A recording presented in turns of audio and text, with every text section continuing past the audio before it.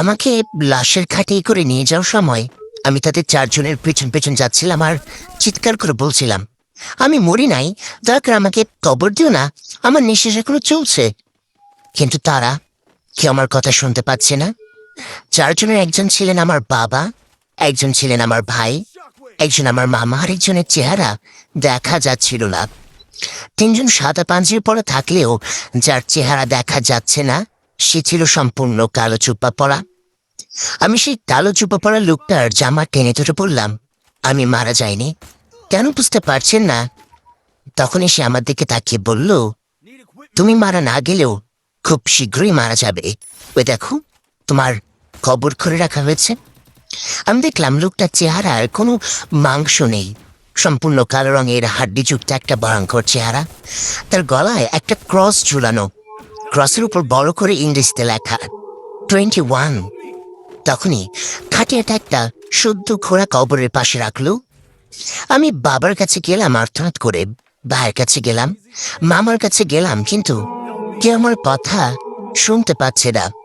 তারা সাদা কাফনে মোড়ানো আমার মরা দেহটা কবরে নামিয়ে মাটি দিতে লাগলো আর একসাথে বলতে লাগলো, আমাদের পক্ষ থেকে কুরবানি খাওয়ার জন্য ধন্যবাদ, ওপারে দেখা হবে আমাদের। আমি পাগলের মতো ছটফট করতে লাগলাম কাফনের থেকে বের হওয়ার জন্য, কিন্তু কিছুতেই বের হতে পারছি না।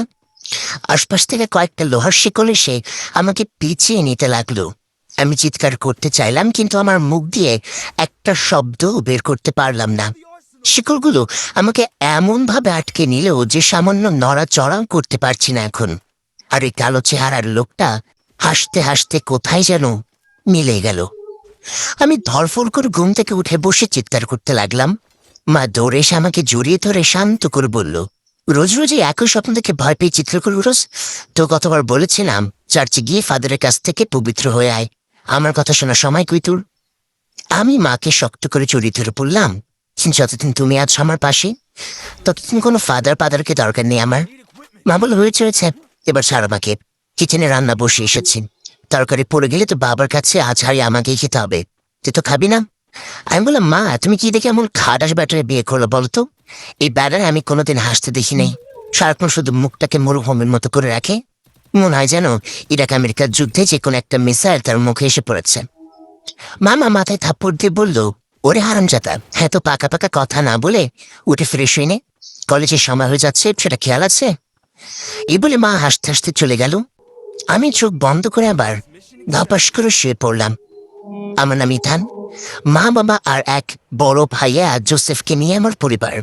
আমরা সবাই খ্রিস্টান ধর্ম অনুসারী, কিন্তু স্বপ্নে সবসময় আমি আমার বাবার ভাইকে মুসলিমদের সাজে দেখতে পাই, যেমন তারা পাঞ্জাবের টুপি পরা থাকে। একটু আগে যে স্বপ্নটা দেখলাম সেটা আমি প্রায় দেখতে পাই। একই স্বপ্ন বারবার দেখতে দেখতে এখন অভ্যাসে পরিণত হয়ে গিয়েছে। এই স্বপ্নের কথা শুধুমাত্র আমার মাই জানে, আর কেউ জানে না। মা বলেছে ছোটবেলা অনেক শিশুর উপর খারাপ কিছু নজর পড়ে, একটা নির্দিষ্ট সময় পর্যন্ত সে তাকে বিভিন্নভাবে দেখা দেয়, বিশেষ করে তার দুর্বলতাগুলো খুঁজে সেগুলোকেই হাতের হিসেবে ব্যবহার করে। আমার দুর্বলতা হলো আমি মৃত্যুকে অনেক ভয় পাই, তাই বারবার আমাকে স্বপ্নে মৃত্যু দেখানো হয়। মা বলেছে একটা সময় গিয়ে এটা আপনা আপনি ঠিক হয়ে যাবে, তাই এটা নিয়ে তেমন চিন্তা করা দরকার নেই, শুধু মাঝে মাঝে চার্চে গিয়ে প্রার্থনা করলেই হয়। কিন্তু আমার কেন যেন এসব চার্চ প্রার্থনা ধর্মকর্ম ভালো লাগে না। আমার মনে হয় এগুলো মানুষের স্বাধীনতার অন্যতম বাধা। তবে আমি নাস্তিক নই, আমি বিশ্বাস করি একজন ক্রিয়েটর আছেন যিনি এই পুরো ইউনিভার্স এর নিয়ন্ত্রণ করে। এগুলো এমনি এমনি সৃষ্টি হয়ে যায়নি, এর পেছনে আছেন একজন মহান এবং শক্তিশালী সত্তা।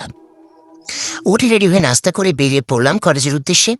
আজকে বাইরের আবহাওয়া একটু অন্যরকম লাগছে, তেমন যেন সবকিছু থম ধরে আছে, গাছের একটা পাতা পর্যন্ত নড়ছে না। আজকে ক্লাস করতে ইচ্ছে করছে না, তাই পার্কের বেঞ্চিতে গিয়ে বসে মোবাইলে গেমস খেলা শুরু করলাম। হঠাৎ চারিদিকে দমকা বাতাস বইতে শুরু করলো, আকাশে কালো মেঘে ছেয়ে গেল, গাছের শুকনো পাতাগুলো উঠতে লাগলো, মনে হচ্ছে বড় কোনো ঝড় ধেয়ে আসছে। আমি মোবাইল ব্যাগে রেখে নিরাপদ স্থানে যাওয়ার জন্য পা বাড়াতেই একটা মেয়ের কণ্ঠ ভেসে আসলো। মেয়েটা ফোনে কথা বলছে, দোস্ত আজকে আবার সে স্বপ্নটা দেখেছি, আমি ভয়ে অনেকক্ষণ পর্যন্ত প্যারালাইজড হয়েছিলাম। আগে তো আম্মু এসে আমাকে শান্ত করতো, এখন তো আমার পাশে কেউ নেই, কেউ আমাকে দেখতেও পায় না। তাই স্বপ্নটা আমার জন্য আরো বেশি ভয়ানক হয়ে উঠেছে। স্বপ্নের কথা শুনে আমার একটু কৌতূহল হলো, মেয়েটাকে আমার মতো ভয়ানক স্বপ্ন দেখে নাকি? আর কি সব বললো, তাকে কেউ দেখতে পায় না মানে? পাগল নাকি? আমি তো তাকে দেখতে পাচ্ছি। খেয়াল করে দেখলাম মেয়েটা সাদা 3 পিস পরে আছে, দেখতে অনেক সুন্দরী। চুলগুলো বাতাসে অদ্ভুতভাবে উঠছে, যেমন তার সিনেমায় স্লো মোশনে উড়ে থাকে। তার চেহারাটা অনেক মসৃণ আর ফর্সা, মনে হয় যেন টোকা দিলেই রক্ত বের হয়ে যাবে। আমি কৌতূহলবশত মেয়েটার কাছে গিয়ে বললাম, আপনি কোনো স্বপ্ন নিয়ে কথা বলছেন? যদি কিছু মনে না করেন তাহলে আমাকে বলতে পারেন। আমি অনেকদিন ধরেই একটা স্বপ্নের বেড়াজাল আটকে আছি। মেয়েটা যেন ভূত দেখার মতো চমকে গিয়ে আশেপাশে তাকিয়ে বলল, আপনি কি আমার সাথে কথা বলছেন? আমি আশেপাশে তাকিয়ে বললাম, এখানে আপনি ছাড়া একটা কুত্তাও নাই, আমি আপনার সাথে কথা বলছি তাই না? মেয়েটা এবার জোর করে স্বাভাবিক হয়ে বলল, কি বলেছে আমি ছাড়া একটা কুত্তাও নেই? আপনি তো আছেন। আমি ব্রুকুসকে বললাম, এক্সকিউজ মি, আপনি কি ইনডাইরেক্টলি আমাকে কুত্তা যেহেতু কিছু বললেন? মেয়েটা হাসি দিয়ে উঠে গিয়ে বলল, আরে তেমন কিছু না, আপনার ফ্ল্যাশ লাইট অন করা, দয়া করে ওটা বন্ধ করে নিন, না হলে ইজ্জত থাকবে না। এই বলে মেয়েটা চলে যেতে লাগলো। আমি ভাবতে লাগলাম, কি অদ্ভুত রে মেয়েটা। ব্যাগ থেকে ফোন বের করে দেখলাম ফ্ল্যাশ তো বন্ধই। তাহলে মেয়েটা কি বলে গেল? আমি ফোনটা প্যান্ট পকেটে রাখার সময় খেয়াল করলাম আমার প্যান্টের চেন খোলা। মুখে হাত দিয়ে বললাম, তার মানে মেয়েটা এই ফ্ল্যাশ লাইটের কথা বলেছে। হায় হায়, কি সর্বনাশ হয়ে গেল। একটা মেয়ের কাছে কি লজ্জা না পেলাম। মেয়েটা কেমন বজ্জাত, ওইদিকে তাকাতে হলো। ততক্ষণে ঝুম বৃষ্টি শুরু হলো। তাকে দেখলাম মেয়েটা বৃষ্টির মধ্যে দিয়েই এক মনে হেঁটে চলে যাচ্ছে। আমি ব্যাগটা কাঁধে নিয়ে মেয়েটার দিকে দৌড় দিলাম। সে কোনো স্বপ্নের কথা বলছিল। আমাকে জানতে হবে সেও কি একই স্বপ্ন দেখে নাকি। যত তাড়াতাড়ি দৌড়ে যাচ্ছি মেয়েটা যেন আরো দূরে চলে যাচ্ছে। মেয়েটার কাছাকাছি যেতে পারছি না। গলা পুরো জোরে ডাক দিলাম, এই যে শুনছেন, একটু দাঁড়ান, কথা আছে আপনার সাথে। কিন্তু তার কাছে আমার কণ্ঠ পৌঁছালো না। সে তার মতো হেঁটে রেললাইনের উপর গিয়ে থমকে দাঁড়ালো। আমি দূর থেকে দেখতে পেলাম দ্রুত গতিতে একটা ট্রেন সেই লাইন দিয়ে আসছে। মেয়েটা এখানে ঠায় দাঁড়িয়ে আছে। বুঝতে পারলাম মেয়েটা আত্মহত্যা করার চেষ্টা করছে। আমি দৌড়ের গতি আরো বাড়িয়ে দিলাম আর চিৎকার করে বলতে লাগলাম, সরে যান, এটা করবেন না। কিন্তু আমি তার কাছে পৌঁছানোর আগেই ট্রেন এসে তার উপর উঠিয়ে দিল। আমি চিৎকার করে চোখ বন্ধ করে ফেললাম। এটা কি হয়ে গেল? মেয়েটা এভাবে নিজেকে শেষ করে দিল কেন? আশেপাশে যত মানুষ ছিল সবাই আমার দিকে অবাক দৃষ্টিতে তাকিয়ে আছে। ট্রেনটা চলে গেলে আমি দৌড়ে গেলাম মেয়েটার বডি খোঁজার জন্য। আশ্চর্যজনকভাবে মেয়েটার কোনো অস্তিত্বই খুঁজে পেলাম না সেখানে। না কোনো রক্তের দাগ বা কোনো চিহ্ন। একটা লোক এসে বলল, ভাই আপনি ভাবে চিৎকার করলেন কেন তখন? আর কি খুঁজছেন এখানে? আমি তাকে সব বলার পর সে অবাক হয়ে বলল, কি বলেন ভাই, আমি তো এখানে কাউকে দাঁড়িয়ে থাকতে দেখিনি, কোনো মেয়েকে দেখিনি রেল লাইনে দাঁড়িয়ে থাকতে। আমি শুধু আপনাকে দেখেছি রেল লাইনের দিকে তাকিয়ে কাউকে সরে যেতে বলছেন, কিন্তু আমি সেখানে কাউকেই দেখতে পাইনি। আমি লোকটার কথা শুনে বুঝতে পারছি না পাগল আমি হয়েছে নাকি বাকি সবাই হয়েছে। তাহলে কি মেয়েটা শুধুই আমার চোখের ভ্রম ছিল? আমি আমার রেল লাইনে ধরে আনমনে হাঁটতে লাগলাম আর ভাবতে লাগলাম, এটা কি হয়ে গেল? মেয়েটা মায়াভরা মুখটা এখনো আমার চোখে ভাসছে। এটা আমার ভ্রম হয় কিভাবে? তখনই পেছন থেকে কেউ বলল, আমাকে খুঁজছেন? আমি চমকে গিয়ে পেছনে তাকে দেখলাম সে মেয়েটা দাঁড়িয়ে আছে। এবার আমি তাকে দেখে ভয় পেয়ে গেলাম। আপনি আসলে কি বলেন তো? আমি নিজের চোখে আপনাকে ট্রেনে কাটা পড়তে দেখেছি, তবু আপনি আমার সামনে দাঁড়িয়ে আছেন কিভাবে? মেয়েটা মিষ্টি করে একটা হাসি দিয়ে বলল, যাদের মৃত্যুর ভয় থাকে না তারা 1000বার মরতে পারে, বুঝছেন? এই বলে রেল লাইনের ওপর বসে পড়ল মেয়েটা। আমিও কি মনে করে যেন তার পাশে গিয়ে বসলাম।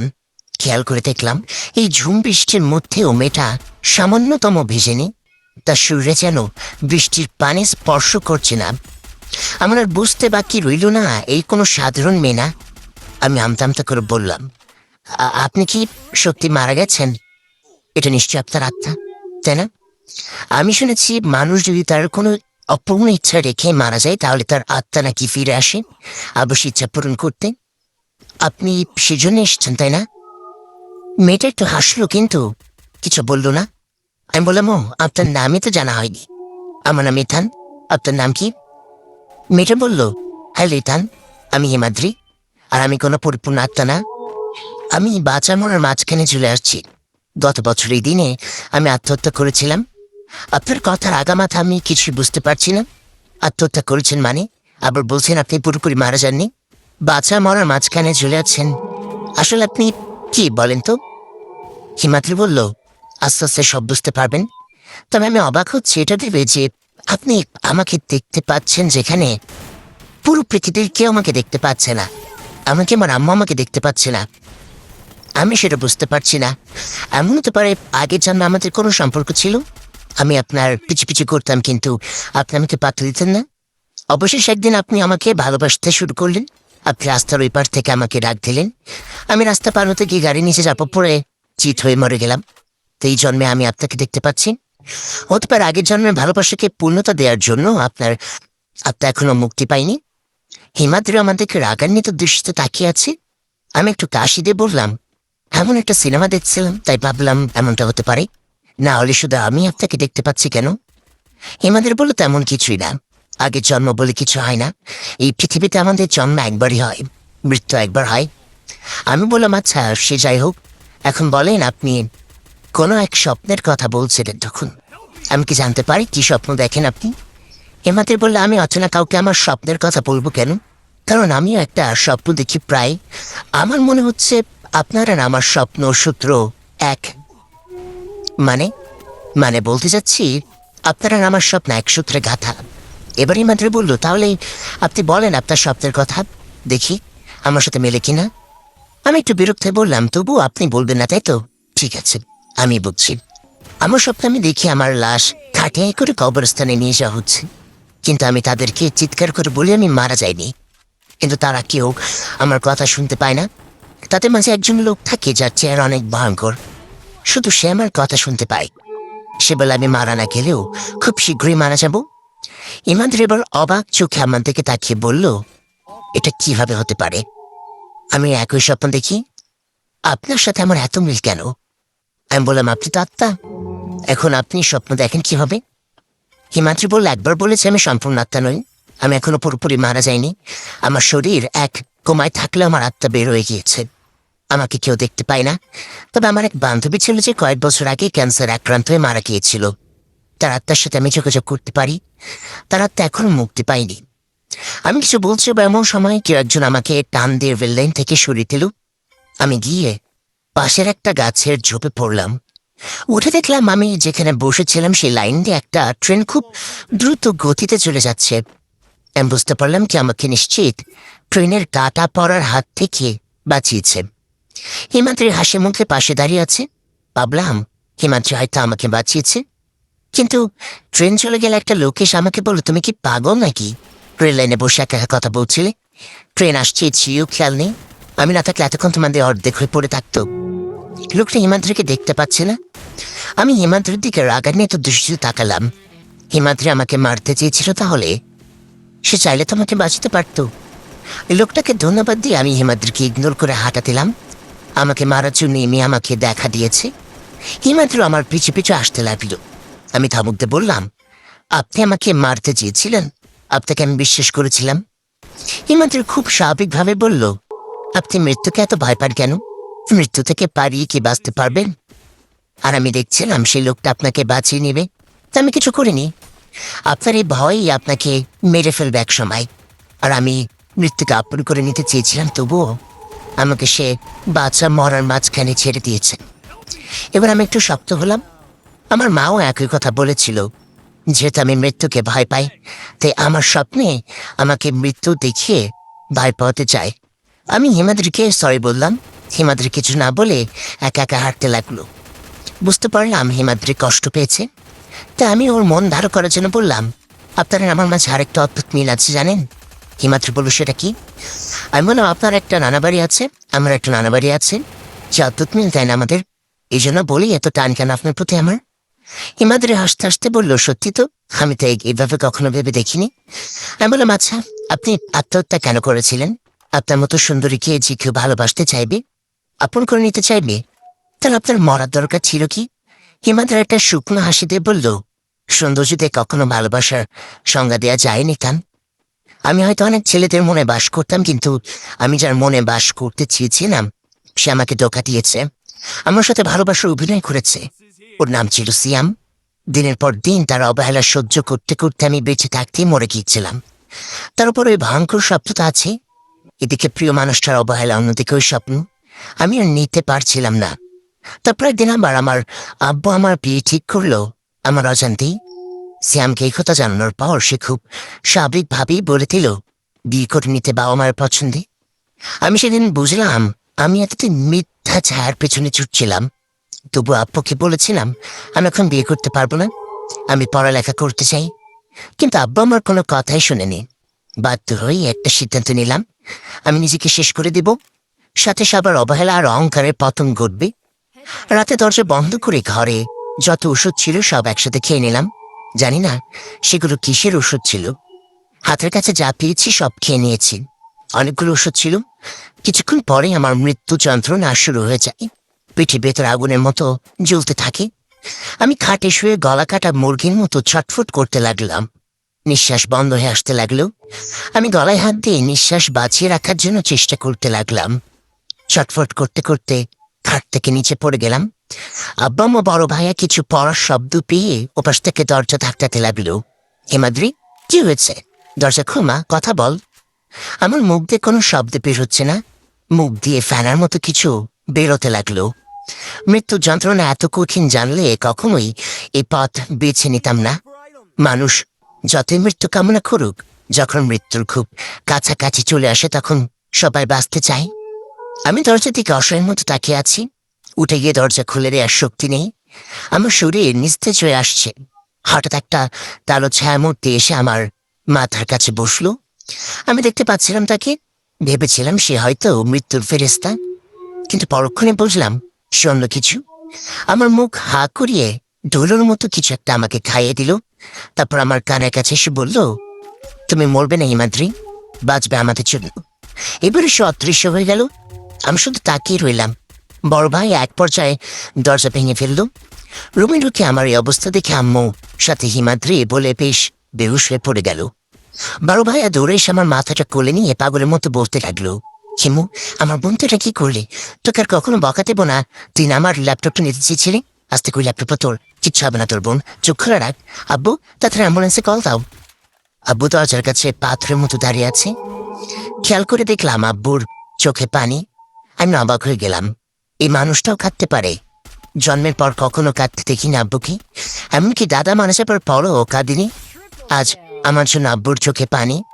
ছোট ভাইটা দৌড়ে আসলো কোথা থেকে যেন, এসে আমার মুখে হাত বুলিয়ে তুতলানো কণ্ঠে বলতে চাইলো, আপু ওঠো, আমি আর তোমার ব্যাগ থেকে চকলেট চুরি করবো না, তোমার বই নষ্ট করবো না। উঠা আপু, আমার সাইকেলটা তোমাকে দিয়ে দেবো আপু। বড় ভাইয়া দৌড়ে চলে গেলে অ্যাম্বুলেন্সে কল দিতে।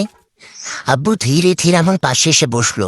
আমার হাত ধরে বাচ্চাদের মতো কাঁদতে কাঁদতে বলল, আমাকে ক্ষমা করে দে মা। আমি বুঝে উঠতে পারিনি তুই নিজের সাথে এমনটা করে ফেলবি। তুই যা বলবি তাই হবে। উঠ মা, আমি আর কখনো তোর মতের বিরুদ্ধে কিচ্ছু করব না। আমাকে মাফ করে দিই। আমি সবকিছু দেখছিলাম, কিন্তু কথা বলার শক্তি আমার ছিল না। আমার চোখ বেয়ে ঝরে পানি পড়তে লাগলো। একটু অভিমানের জন্য আমি এই মানুষগুলোকে এতটা কষ্ট দিয়ে ফেললাম। এখন অনেক বাঁচতে ইচ্ছে করছে, বলতে ইচ্ছে করছে, আব্বু আমি তোমাকে অনেক ভালোবাসি। ভাইয়াকে চিৎকার করে বলতে ইচ্ছে করছে, আমি তোর ল্যাপটপ চাই না, আমি তোদের সাথে বাঁচতে চাই। ছোট ভাইকে বলতে ইচ্ছে করছে, চকলেটগুলো আমি তোর জন্যই আনি, তুই নিয়ে যাবি জেনেও প্রতিদিন একই জায়গায় চকলেট রাখতাম। আম্মুর কান্নামাখা মুখটা আমার চোখের সামনে ভেসে উঠছে। ধীরে ধীরে আমি চোখ বন্ধ করে ফেললাম। হয়তো আমি মারা যাচ্ছি এক বুক অভিমান আর সত্যিকারের আপন মানুষগুলোর চোখে পানি নিয়ে। যখন আমার হুশ আসলে আমি দেখতে পেলাম আমার মতো একটা মেয়ে হাসপাতালের বেডে, তাকে অক্সিজেন দিয়ে রাখা হয়েছে। আব্বা মা ভাইয়া সবাই সেখানে উপস্থিত ছিল। আমি তাদের কাছে বলতে লাগলাম, আব্বা আমি এখানে, এই মেয়েটা কে? আম্মা আমার সাথে কথা বলছো না কেন? মায়া আমাকে দেখতে পাচ্ছ না কেন? আর কেউ আমাকে দেখতে পাচ্ছে না, শুনতে পাচ্ছে না। আমি পাগলের মতো সবার সাথে কথা বলার চেষ্টা করতে লাগলাম। এরপর বাবাকে স্পর্শ করে বুঝতে পারলাম আমি একটা আলোর মতো, আমার শরীর কাউকে স্পর্শ করতে পারছে না। তখন ডাক্তার এসে বলল, আপনাদের মেয়ে যে ওষুধগুলো খেয়েছে সেগুলো উল্টো রিয়েক্ট করার কারণে অনির্দিষ্টকালের জন্য কোমায় চলে গিয়েছে। সে বেঁচে আছে, কিন্তু আর কখনো উঠে দাঁড়াতে পারবে কিনা সন্দেহ। তবে আমি একটা জিনিস ভেবে ক্লান্ত যে এই মেয়ে এখনো বেঁচে আছে কিভাবে। ও যে ওষুধগুলো খেয়েছে তাতে মানুষের বেঁচে থাকার কথা না। ডাক্তার চলে গেল আর আমি বুঝতে পারলাম বেডে শুয়ে থাকা অক্সিজেন মাস্ক লাগানো মেয়েটার কেউ না, বরং আমি নিজে। আর আমার আত্মা আমার শরীর থেকে আলাদা হয়ে গিয়েছে, কেউ আমাকে দেখতে পাচ্ছে না। হতাশায় সবসময় আমার শরীরের পাশে বসে থাকতাম আর অপেক্ষা করতাম কবে আমি কোমা থেকে বের হব। তারপর হঠাৎ একদিন ক্যান্সার আক্রান্ত হয়ে মারা যাওয়া আমার বান্ধবী সুমাই আমাকে দেখা দেয়। সে আমাকে দেখতেও পায়, শুনতেও পায়। তারপর থেকে আমি জীবনে ভালোই আছি। এই 1 বছরে একটাবারের জন্য সিয়াম আমার খোঁজ নেয়নি। আমি হাসপাতালে আছি শুনেও সে আমাকে দেখতে আসেনি। তখন বুঝলাম সৌন্দর্য দিয়ে ভালোবাসার মানুষকে ধরে রাখা যায় না। সব শুনে আমি একটু ইমোশনাল হয়ে গেলাম। হিমাদ্রির মতো মেয়েকেও কেউ ধোঁকা দিতে পারে। আমি বললাম, চলেন এখন হাসপাতাল যাব, আমি আপনার সত্যিকারের শরীরের সাথে দেখা করতে চাই। হিমাদ্রি একটা মিষ্টি হাসিতে বলল, চলেন তাহলে। হিমাদ্রি আমাকে নিয়ে হাসপাতালে চলে এলো। সেখানে হিমাদ্রির বড় ভাইয়া বসা ছিল আর তার পেটের পাশে। আমি বাইরে থেকে দরজার গ্লাস দিয়ে দেখলাম হিমাদ্রির মাথার কাছে কালো একটা ছায়ামূর্তি দাঁড়ানো আছে। হিমাদ্রির ছায়ামূর্তিটা দেখতে পেল এবং বলল, এই সেই ছায়ামূর্তি যেটা আমি আত্মহত্যা করার সময় দেখেছিলাম। আসসালামু আলাইকুম গাইস, কেমন আছেন সবাই? আশা করি সকলে খুবই ভালো আছেন। তো পরবর্তী কেমন লাগবে সেটি অবশ্যই কমেন্ট করে জানাবেন।